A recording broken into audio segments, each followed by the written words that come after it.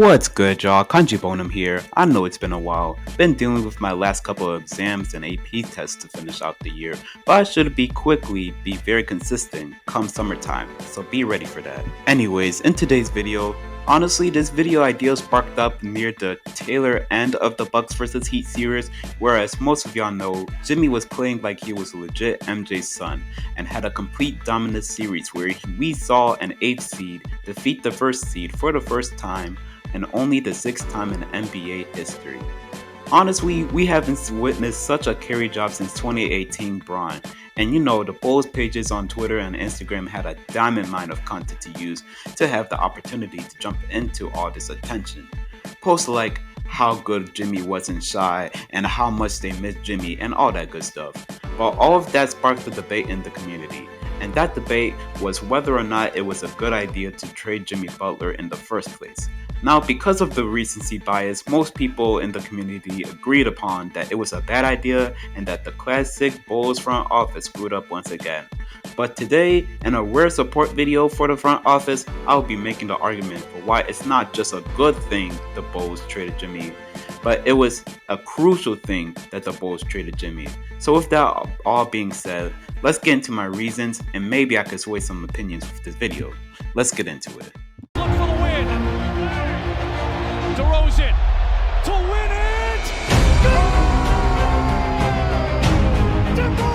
DeRozan delivers! I came in with my ex like Selena, the flex.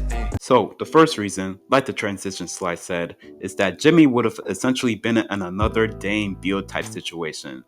The same fans that are angry and upset at the front office this season for being complacent and being in no man's land are essentially the same fans who would have wanted to waste Jimmy's prime had he stayed on the team. That 2017-18 season, even after we got Zach and Lauri, our roster was still absolutely abysmal. We had the 7th worst record on the team, and that's with Lauri and Zach on the team. Now let's say we didn't trade for Jimmy, and we kept Jimmy on that roster. Keep in mind, this hypothetical, Wade still leaves in free agency for LeBron, and Rondo still gets traded. That would basically mean Jimmy is on a roster basically built for tanking. And if you know Jimmy, that is just a recipe for disaster, especially in the locker room. We already know how Jimmy rolls if he's not in a situation to win. And with the toxic environment that the Bulls court had in that mid-late 2010s, it really would have just been a shitstorm, not gonna lie. Imagine Jimmy with Boylan. Oh my god, that would have been insane. And it's not like the team gets any worse because with a caliber of Jimmy's stature, we would have probably gone higher in the standings, which leaves more of a less likely chance to get a good lottery pick. So with that being said, let's get on to our second reason. The second reason, this is more of a speculation, so not as strong as my first reason, but still a solid reason nonetheless, but more of the fact that Jimmy would have probably down the line would have wanted to leave at some point.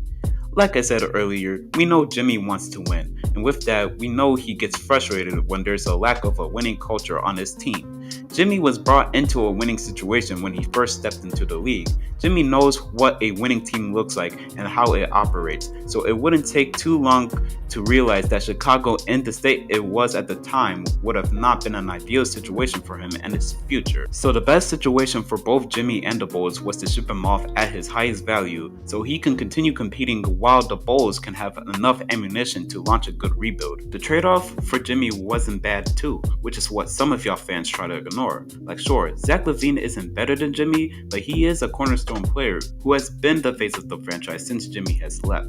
And also we got another all-star player in Lauri. Now sure, Lauri didn't pan out the way we would have liked him in Shy, but he was still a great talent nonetheless and brought much more value into that trade. Overall, what you should get from this segment is that it is better that we had the best opportunity to get value out of Jimmy than to waste his career to that point he asks for a trade and eventually gets shipped off for a trade which would most likely provide less value. Look man, I love Jimmy bro. Jimmy was the first player I'd routinely follow because, as some of y'all know, heading into that 27 season was the first time I was actively an NBA fan, so Jimmy really created some of the most cherished and fond memories I have of being a basketball fan in general. At the end of the day, though, for Jimmy's career and the future of the Bulls, it was crucial that he had to go. Jimmy isn't making all these multiple deep finals runs and all-time playoff moments if he's in a constant rebuilding junction. Maybe in the extreme case we get lucky and pair up Jimmy with another all-star, but unfortunately, like I said, that's an extremely rare case. Jimmy is a once-in-a-generation type talent in my opinion. Some of y'all looking at what I just said as what the fuck is he even talking about? But I truly don't see another player in the league cut from the same cloth of Kobe and Jordan quite like Jimmy is. And it'd be a shame if his career was screwed over because of our selfishness as fans to keep him on our team, which needed a rebuild desperately. So yeah, that's my little rant about the whole debate going on if we should have traded Jimmy or not. I wonder, what do y'all think? Do you think I made a convincing argument for why Jimmy should have left, or do y'all think I missed the mark? I'd love to hear your thoughts in the comments, and per usual, remember to keep striving for greatness. It's your boy, Kanji Bonham, and I'm out. Peace.